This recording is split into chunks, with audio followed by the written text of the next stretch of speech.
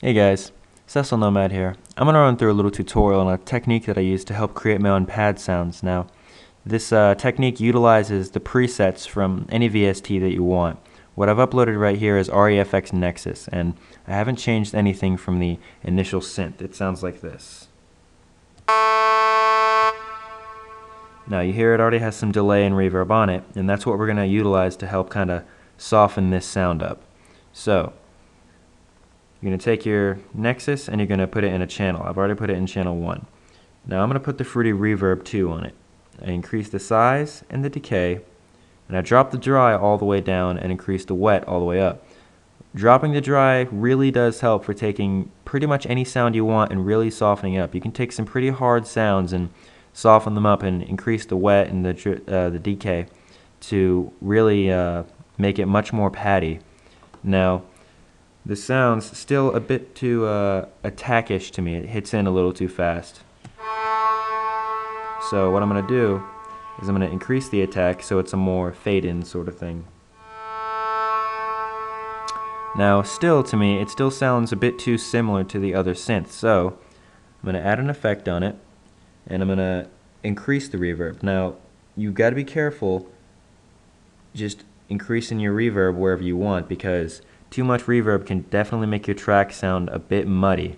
So, you got to be careful with it. I'm only running one thing right now, so I can put as much reverb and delay as I want. So, this seems about good right now. Now, let's turn that down a bit. It's getting a little too far away from the original note. And here, we can drop the dry all the way down on this and bring the wet up. And the phaser, I think, does a really good job at blending the sounds together and making them even more soft. Now, I'm a little happy with that. One final step is I usually drop the cutoff either in this, or if whatever VST I'm using doesn't have a filter setting, you can drop it inside a filter inside your mixer channel.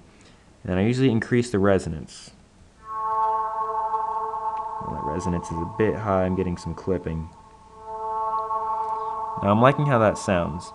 Now after this is the bare basic for where I make most of my pads. Usually I add a ton more stuff. There's distortion, there's more reverbs, you can EQ them to sound different. We have overdrives, we have chorus, we have delays to make them sound different, flanger, we have more phasers. You have a ton of effects that you can add on this to make it sound a little more unique for yourself. And even Nexus has its own like portamento settings and whatnot. You have a lot of sounds and a lot of possibilities to create an extra little something for yourself. So go have fun with that. Peace out. Cecil Nomad.